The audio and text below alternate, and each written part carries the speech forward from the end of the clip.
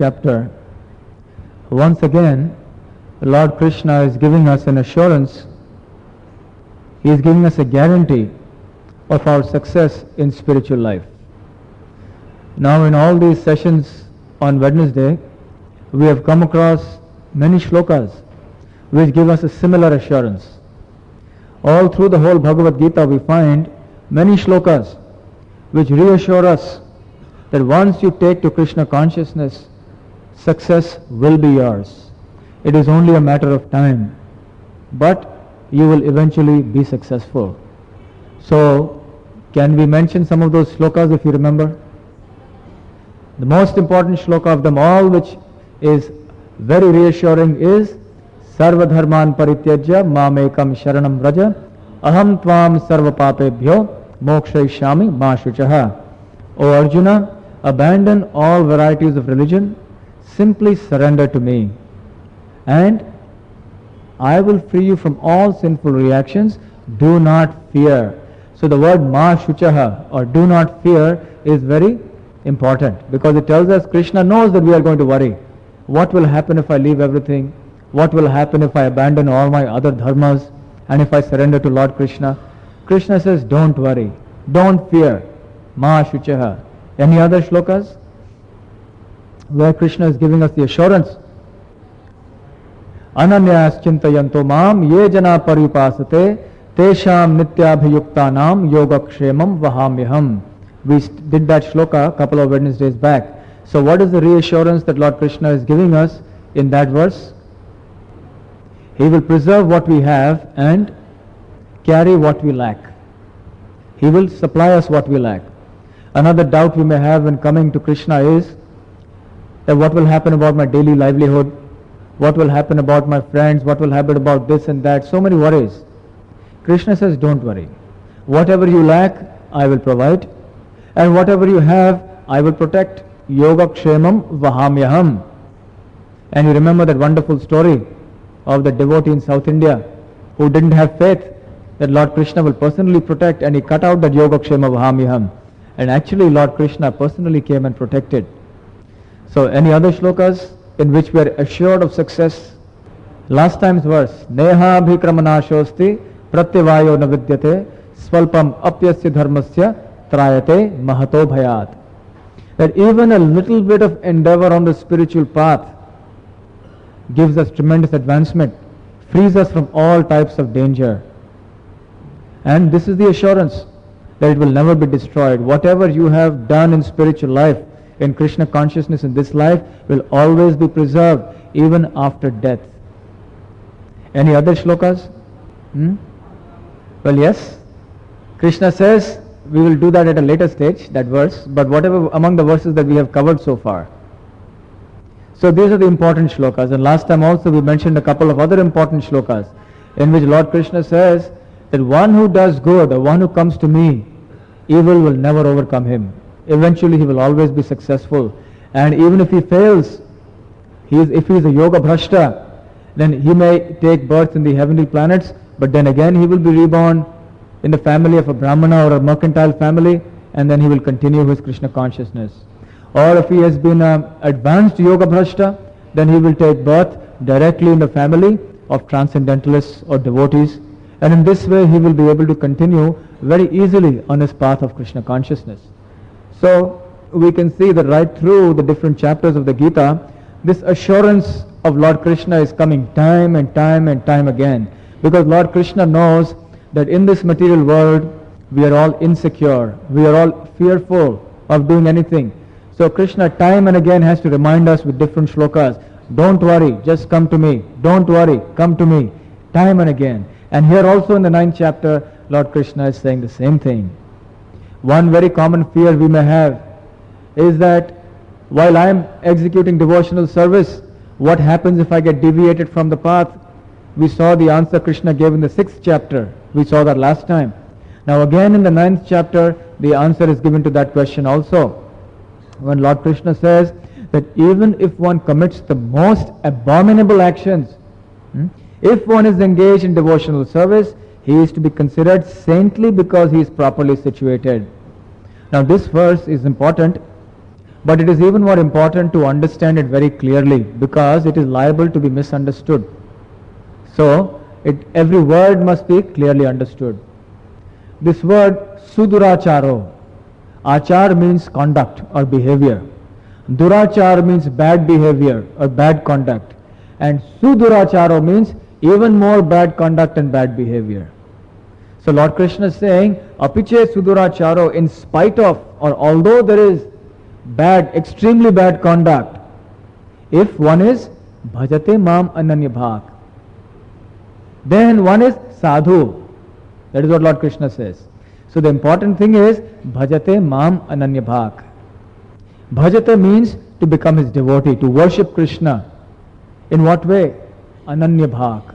Ananya bhak means without deviation, with one pointed attention. If that is our kind of devotional service, our bhakti, unflinching, then Lord Krishna says, even somehow or the other, if you commit some abominable actions, then such a person is to be considered sadhur eva samantavyaha. So Lord Krishna is giving us a guarantee, you must consider such a person to be saintly. Why? Because samyak vyavasito hisaha. Vyavasito means to be situated. Samyak means rightly. Because he is rightly situated, so such a person must be considered a sadhu, even if he has committed some abominable action. So what is the catch here? What is the catch? Huh? No. What is the crucial point here in this verse? Huh? No? Yes? Properly situated. So what does properly situated mean? Bhajate mam ananya bhak. This is the most important point of this verse. Only if one is always engaged unflinchingly in the devotional service of Krishna, and then by past conditioning somehow or the other accidentally one commits a mistake, then one still is to be considered sadhu. You see, we are all coming to Krishna consciousness in this life after many lifetimes of material activity, of material consciousness. And as you know, old habits die hard. So it is not likely that all these things are going to be destroyed only in a matter of a few months or a few years. As we saw last time when I read out from chapter 6 of the Bhagavad Gita, Lord Krishna explains sequentially how the process of yoga or devotional service takes many lifetimes.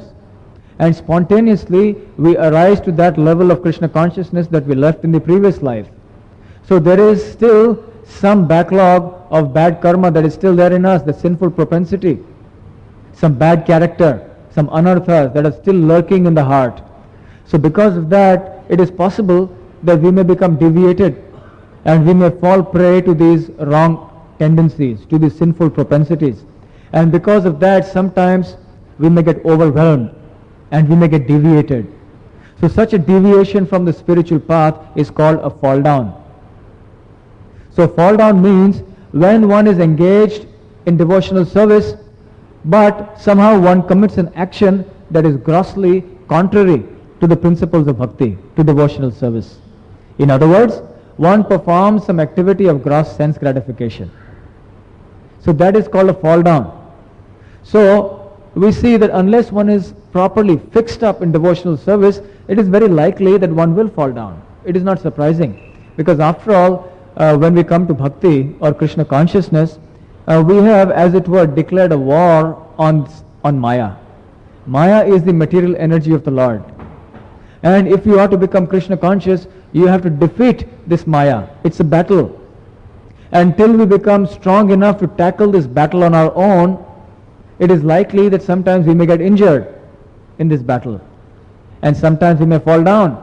It is likely. In the scripture there are so many such instances. Right?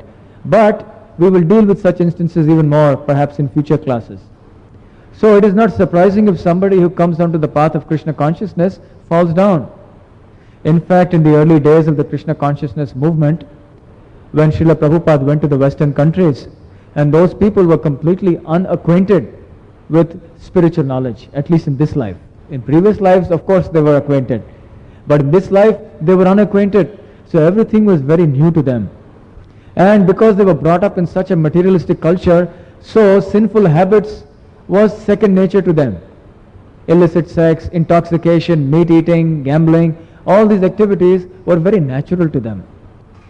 So it so happened that many devotees, or some devotees, started living in due course of time. And some devotees went to Srila Prabhupada and they told him that how is it possible? It is so surprising that people are living this Krishna consciousness. How is it possible?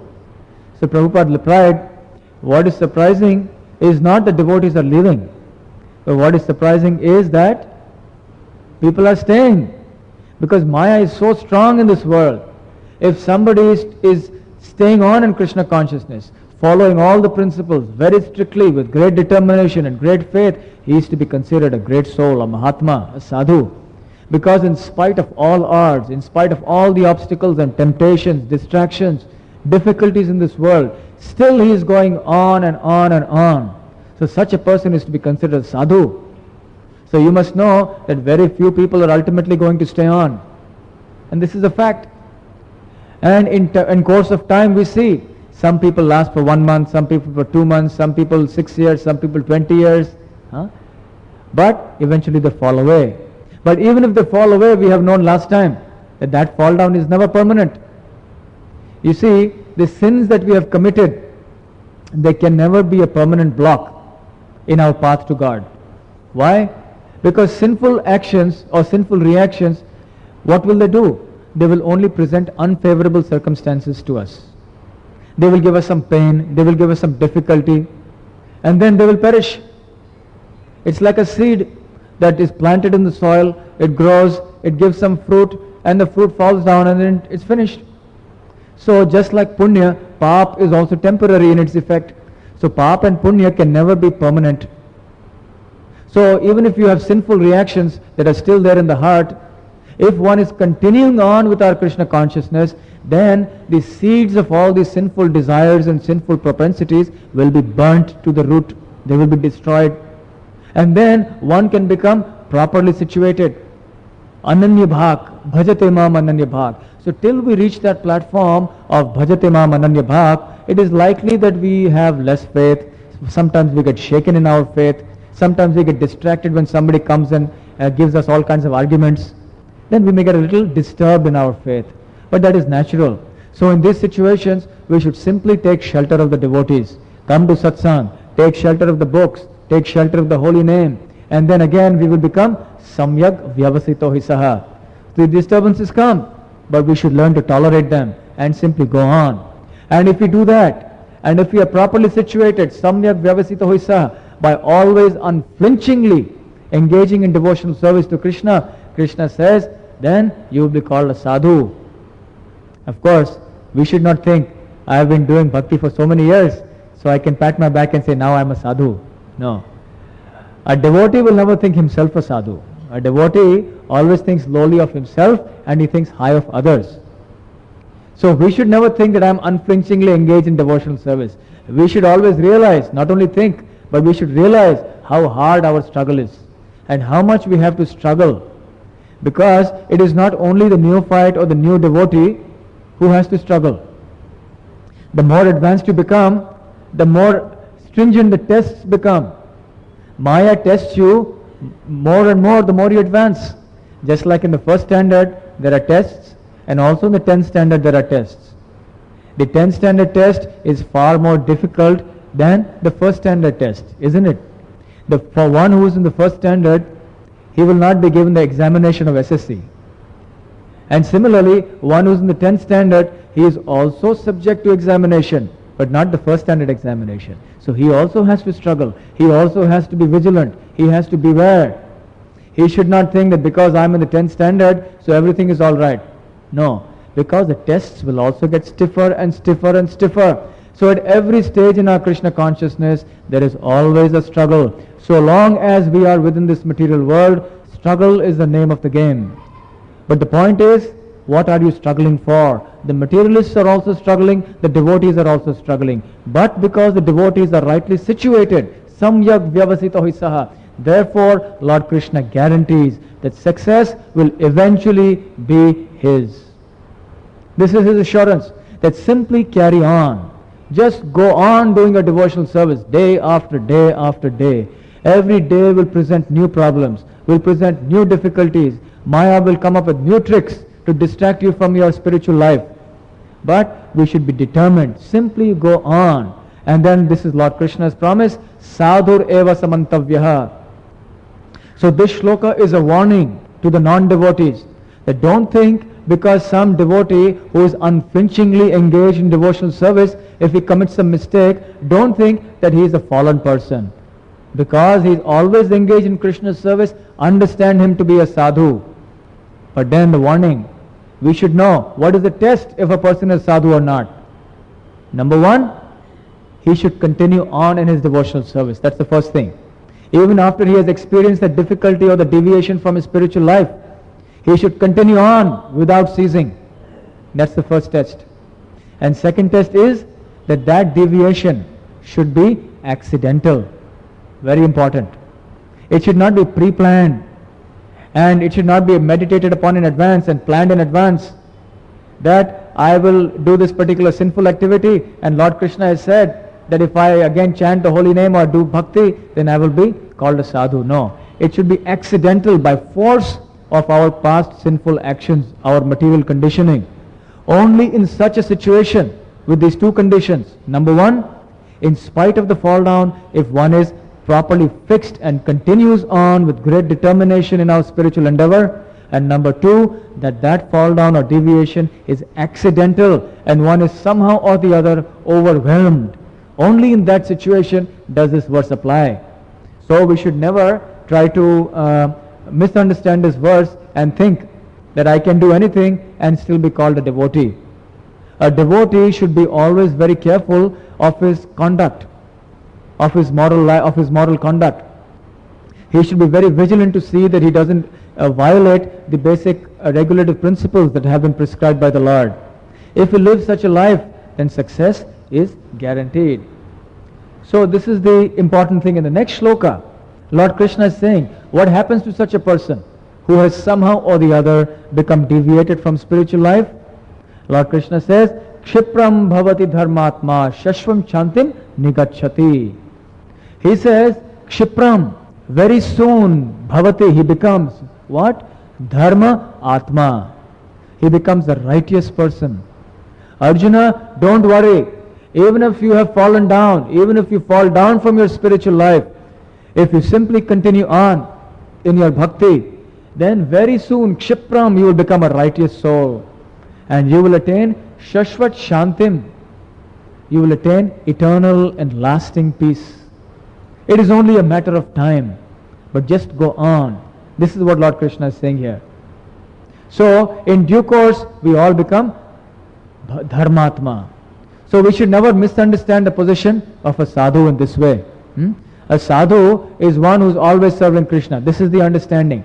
And in case we feel about such a person, oh, this person is a devotee, but he has such a bad temperament. He always sometimes gets angry. He is like this and he is like that.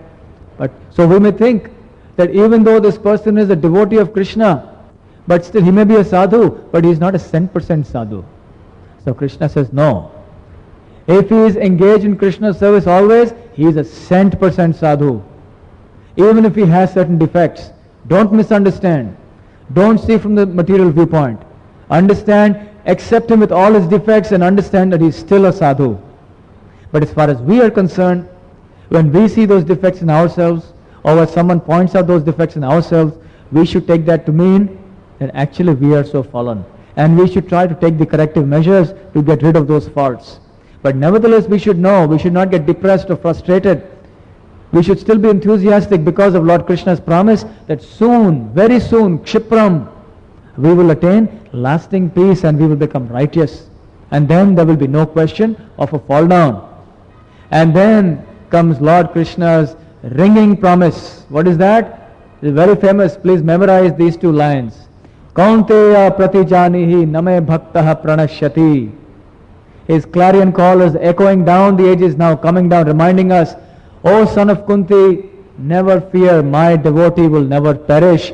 Go out and declare boldly, Arjuna. He says, Pratijanihi. You go and declare, Arjuna, that my devotee will never perish. So this is Lord Krishna's assurance. Now what does Lord Krishna say by Pranashyati, he will never perish? That we will see a little later. But let us dwell for a while upon why Krishna is asking Arjuna to declare that his devotee will never perish. Why doesn't he declare it himself in this shloka? There is a reason. Because Krishna loves his devotee so much, he is so indebted to his devotee that he values his devotee's word more than his own word. He is willing to keep his devotee's promise at any cost. But if the need arises in an emergency, he may even violate his own promise. This is the glory of Krishna. This is the extent to which he may actually go for the sake of protecting his devotee. Isn't it? We are very conscious of our reputation. Oh, what will happen if I break my word? What will other people think of me? But Lord Krishna says, for the sake of my devotee, I am even willing to be called an immoral person, if that is helpful to my devotee. So there is a wonderful story from the Mahabharata in this regard. As you know, the Mahabharata was fought between the Kauravas and the Pandavas. And Arjuna had asked for Krishna to be on his side, and Duryodhana had asked for Krishna's army. And Arjuna said, I don't want anything more than you. If you are on my side, I am happy. I know victory will be ours. And at that time, Duryodhana, at the beginning of the battle of Kurukshetra, some days had already, the battle had already been fought for a couple of days, and there was no result. The Pandavas were somehow emerging more and more stronger. So in his frustration, Duryodhana went up to Bhishma and he told him, my dear grandfather, you are the greatest Maharathi, the greatest warrior on this battlefield. And that was true. There was no greater warrior than Bhishma.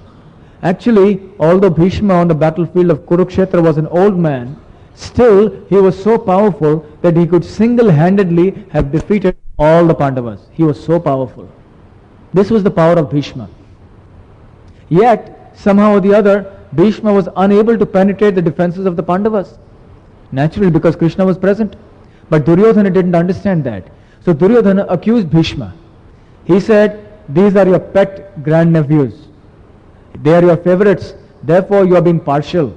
You are being unfaithful. You are fighting on the side of the Kauravas, but because of your soft corner for Arjuna and the Pandavas, therefore you are not actually fighting to your utmost. So Bhishma was a Kshatriya, a very powerful Kshatriya. And these words stung him more like as if there were 1,000 bees stinging him. And smarting under this insult, he took a vow. He said in front of Duryodhana, I take a vow in front of you and in front of all the assembled Kauravas that tomorrow all these 5 Pandavas shall be slain at my hands. And these are the 5 arrows with which I shall slay them. This is a vow I take. For a Kshatriya, dishonor is worse than death. And nothing is worse than being unable to keep a vow. You are completely disgraced. So therefore, Bhishma, everyone knew, yes, now the Pandavas are finished. There is no hope for Arjuna and the Pandavas. So they were very confident, because when Bhishma, as you know, how did Bhishma get the name? The one who has taken the terrible vow, isn't it? When his father, Shantanu, wanted to marry Satyavati, then Satyavati's father came and said, I will give her on the condition that her son becomes the king. But the only way the guarantee will be there is if you don't marry. And then Bhishma took a vow. Although he was a Kshatriya, he took a vow of lifelong celibacy. You see, for a Kshatriya who is situated in the mode of passion, to take a vow of celibacy, especially in those days, was very, very difficult. A Brahmana could take a vow of celibacy and it was all right, considered normal. But for a Kshatriya to take a vow of celibacy in the prime youth was considered very, very difficult. So Bhishma took that vow. So people knew, all the Kauravas knew that if Bhishma is taking this vow, then there is no question of failure. So the Pandavas are definitely going to be destroyed. So there was great jubilation in the Kaurava camp. Krishna is Paramatma. He is situated in everyone's heart. So immediately he understood what plan Bhishma had. So Krishna also is a supreme politician. So he called Arjuna and said, Arjuna, I want you to do something. Do you remember that some time back, Duryodhana had asked you for a boon, that whatever you desire I will fulfill. So now is the time. You go to Duryodhana. Duryodhana has taken very intelligently all those 5 arrows from Bhishma, lest Bhishma should change his mind. He has taken those 5 arrows for safekeeping, and Duryodhana has those arrows with him. So you go to Duryodhana now, after the day of battle is over, and you ask him, remind him of this favor that he has given you, and you ask for those 5 arrows. You see, the custom in those days was that even a battle was fought according to certain principles. Today there is no question of principles, either in love or in war. But in those days, there was principles even in war. In war, from sunrise to sunset, the battle would take place, and as soon as there was sunset, the battle would stop, and the two sides would become friends. Not only would they become friends, they would intermingle in each other's camp. And when the enemy, one warrior would visit the enemy camp, he would be received very warmly, just like he was a very honored guest. And then he was sent back with all kinds of refreshments and honor. And next morning, they would be ready to kill each other. That was the custom. So at the end of the day's battle, Arjuna went to the camp of the Kauravas. And Duryodhana welcomed him and said, Arjuna, what do you want? Do you want me to stop this battle? So Arjuna was also a Kshatriya. How can he ask for stopping the battle? He says, no, I don't want to stop the battle, but I want those 5 arrows from you. Immediately Duryodhana, it was as if there was a heart attack. But then somehow, because he had given his word and he was a Kshatriya, so immediately, without hesitation, he came and gave those 5 arrows. And Bhishma heard of it. And Bhishma said, this Krishna, now Krishna is responsible for this. Nobody else could have thought of this. Only Krishna. Therefore he took a vow. He said, Krishna, you have made me break my vow, because with these 5 arrows gone, I will not be able to kill. And you will come in the way of my killing these 5 Pandavas. So because you will make me break my vow, therefore I promise I take another vow. What is that vow? That I will make you break your vow. And what was Krishna's vow? Krishna had taken a vow at the beginning of the battle. You see, he told them, the Kauravas and the Pandavas, that both of you are my cousins, my brothers. So how can I be partial? Therefore I will not take any sides. Because you have chosen, I have given you the choice of myself and my army. Arjuna has chosen me, so I am on the side of the Pandavas. And Duryodhana has chosen the army, so the army will be on the side of the Kauravas. But yet, I will not fight. I will not lift a weapon. So Arjuna said, okay, then you can become my charioteer, my Sarathi.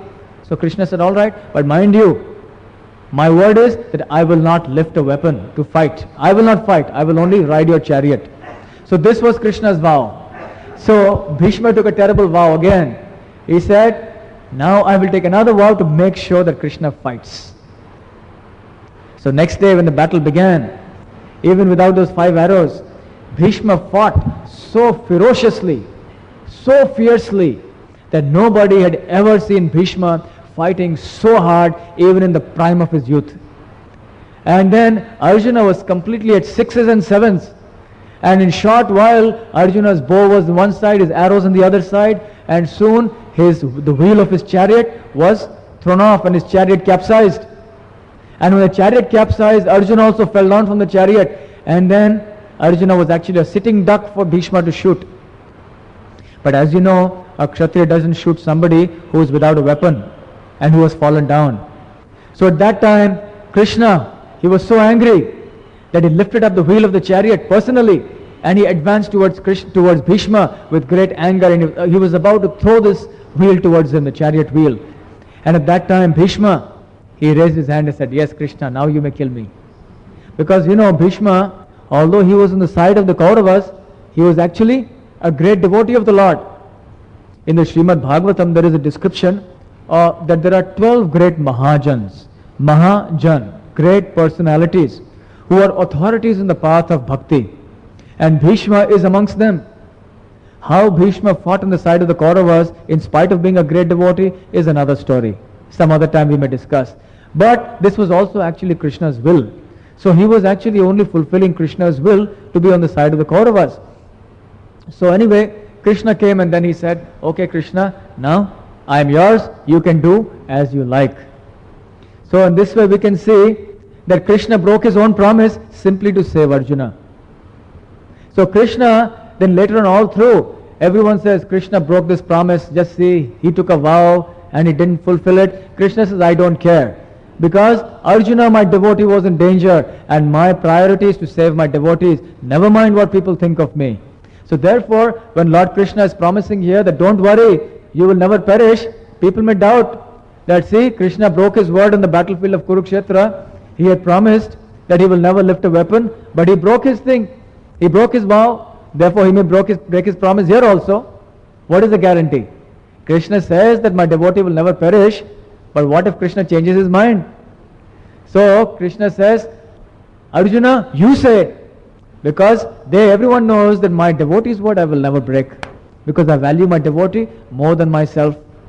So therefore Krishna says, Prati Janihi, Kaunteya, O Arjuna, you declare that my devotee will never perish. I will not declare. I have already declared enough. But still people may doubt, so now you say that. Declare it boldly, not just declare, but declare it boldly. Go out. Pranashyati. So what is this pranashyati? Pranashyati means destroyed. So Krishna says, my devotee will never be destroyed. But what does it mean to not destroy? Is Krishna talking about the protection of this material body? This material body is bound to perish sooner or later. Whether you are a devotee or a non-devotee, ultimately we all have to die. The only difference is what happens after death. One who becomes a pure devotee goes back to the kingdom of God. One who is a materialist, he has to take birth again in different species of life according to his karma. And one who is in between, whose spiritual life is not yet completed, he also has to take birth according to the formulae that we spoke about last Wednesday. So the death is there for everyone. So the material body must perish. So Krishna will not make such a promise that he will protect your body unlimitedly. Of course, he also does that sometimes. But he will not do it eternally. Can you mention some instances when he also protects the body? This very instance, when to protect Krishna's devotee Arjuna, to protect Arjuna's body, he actually broke his vow. So he protected Arjuna's body. So many times he protected the Pandavas. When they were in the Lakshagraha, the house of lack, he protected them. So many situations. On the battlefield, the Pandavas were victorious only because of Krishna. Otherwise they would have been destroyed.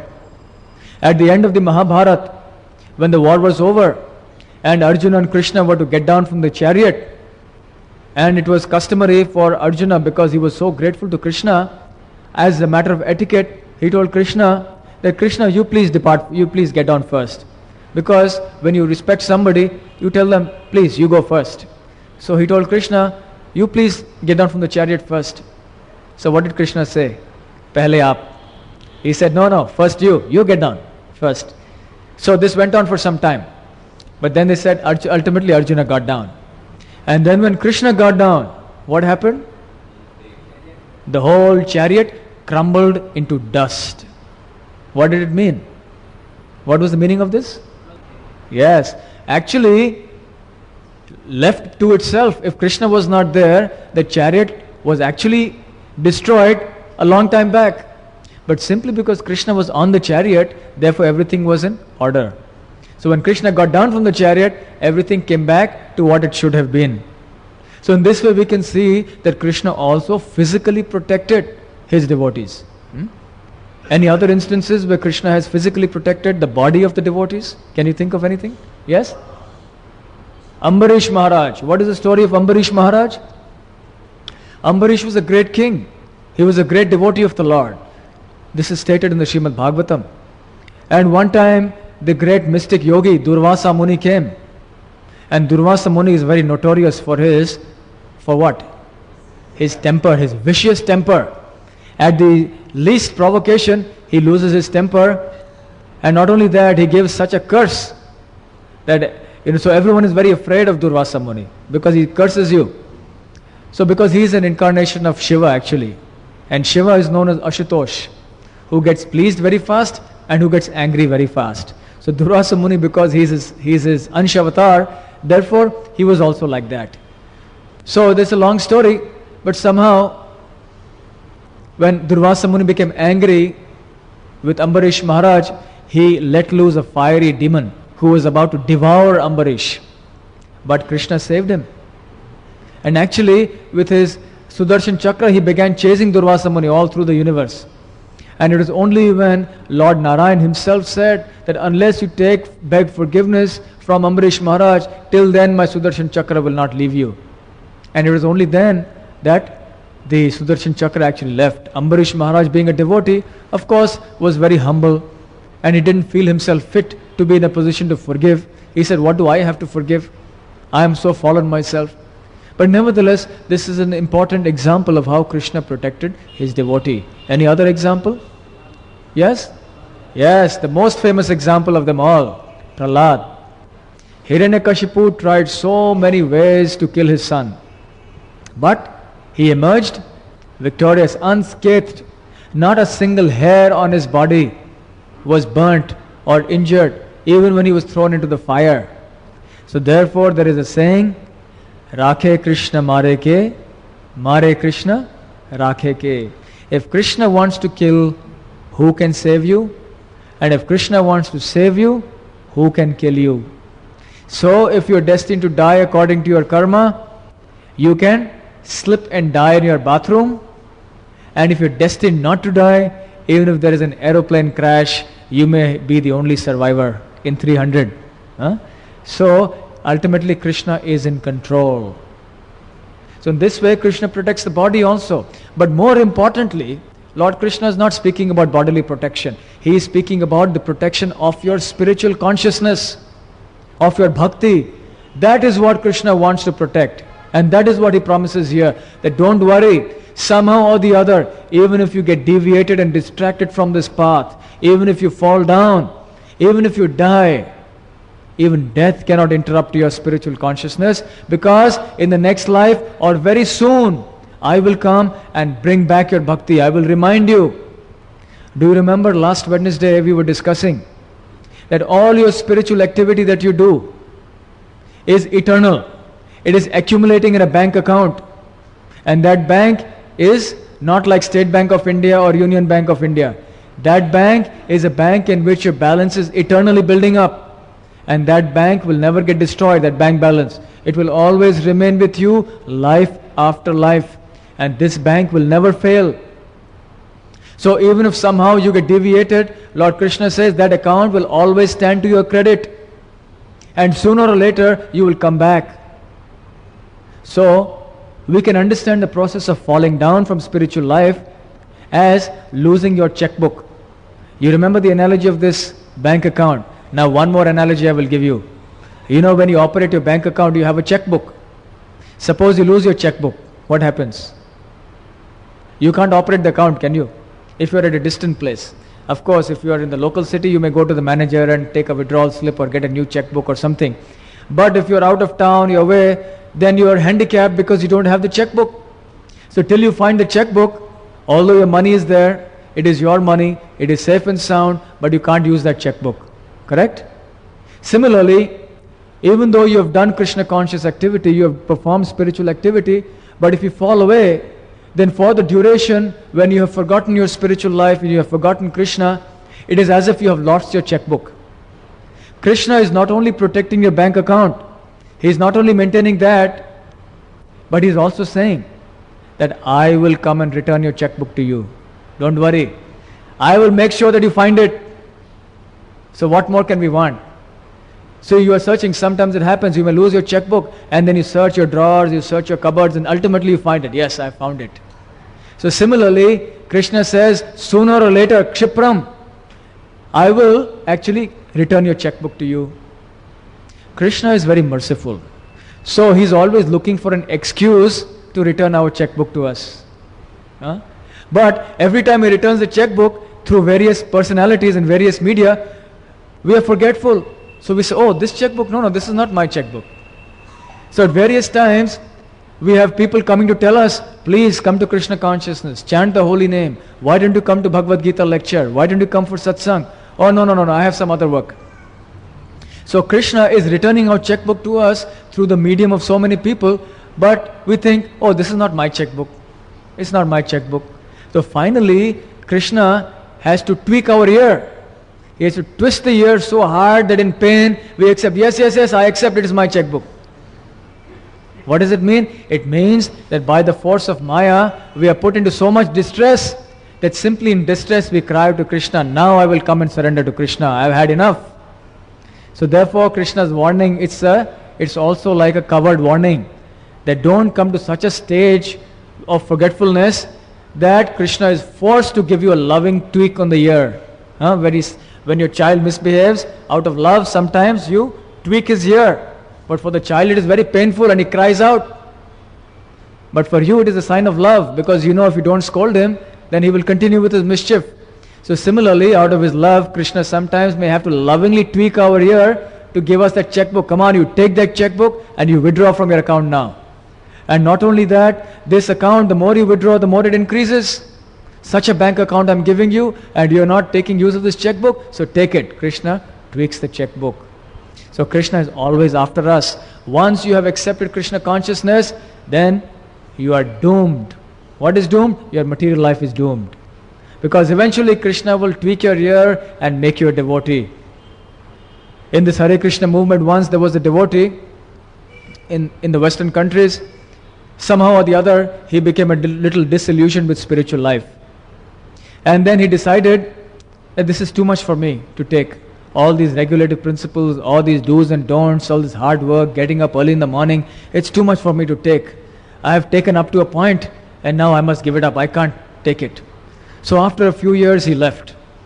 And he decided, I am so angry with all these devotees, I never want to see them again in the rest of my life. So somehow Krishna had other plans. You see, man proposes, God disposes. So his plan was that he wanted to have nothing to do with the other devotees. So he decided, I will not stay in the same city. I will go to another city. So he took a plane. When he sat in the plane, whom did he see next to him?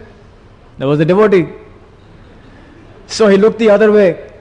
He had changed his clothes, he had grown his hair, he had wearing shirt and pant, and he was everything.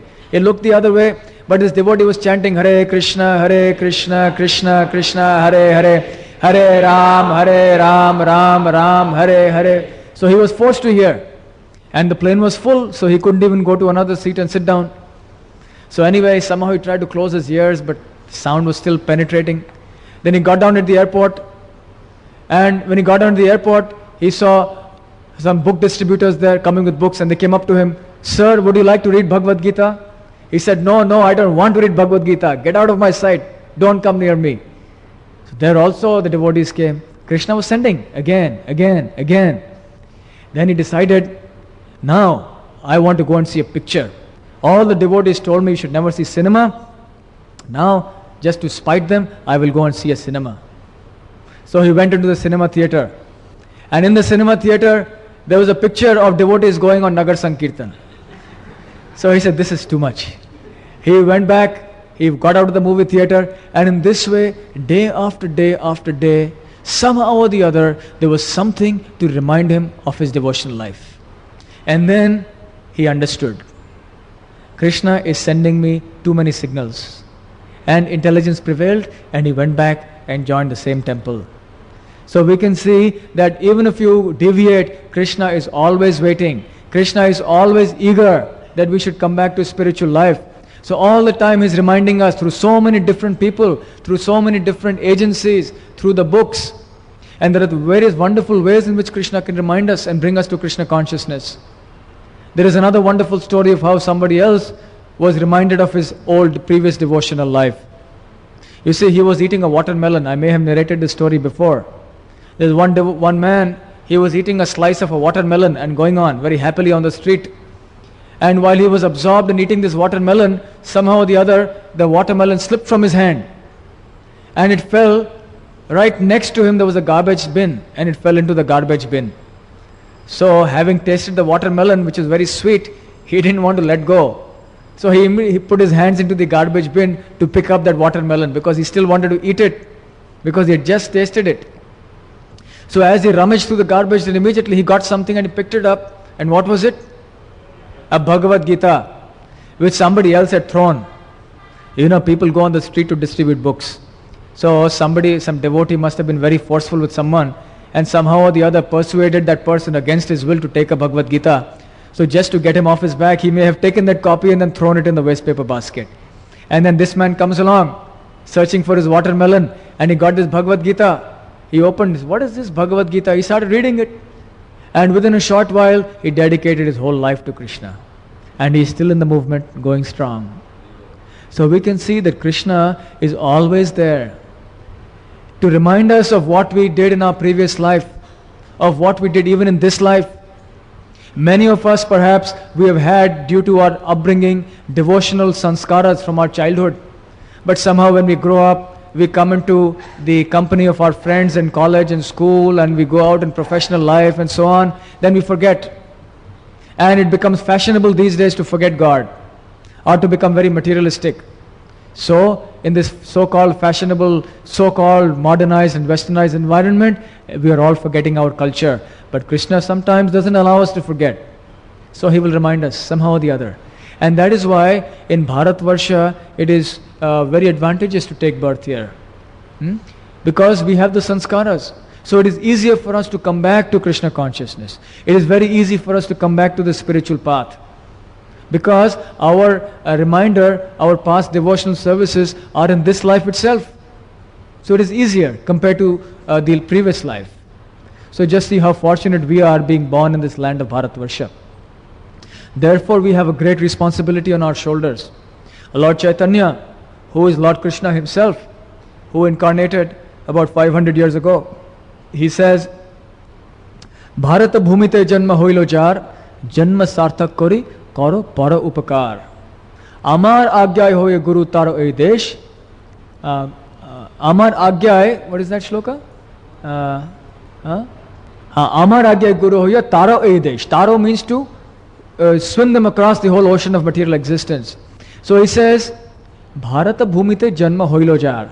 Whoever has taken birth in Bharatvarsha, what about him? Janma sarthak kori. You have to make your life perfect. Kori para upakar. You not only make your life perfect, but help to make other people's life perfect. That is the twin responsibility of being born in Bharatvarsha. First of all, become a perfect devotee yourself, and then help others becoming a perfect devotee. And then, Amar Agyai Guru Hoye Taro Ei Desh. He says, on my instruction, you become Guru and go out and preach. Jare Dakho, Tare Koho, Krishna Upadesh. Amar Agyai Guru Hoye Taro Ei Desh. So whoever you meet, tell them about Krishna. Tell them about Krishna's message. This is the responsibility of being born in Bharatvarsha. So we should realize the important benefit, the great benefit that we have got simply by being born in this land. To have a human body is a great advantage, because only in the human body we can do bhakti. To get a human body in Bharatvarsha is an even greater benefit. To get a human body in Bharatvarsha and then to get facility of satsang is an even greater benefit. And one who has all these three but still doesn't take to the process of bhakti seriously is indeed very, very unfortunate. So let us take with full enthusiasm to this process of Krishna consciousness simply by chanting Hare Krishna, Krishna Krishna, Hare Hare, Hare Ram, Ram Ram, Hare Hare. And then very easily we can make our life perfect. Hare Krishna.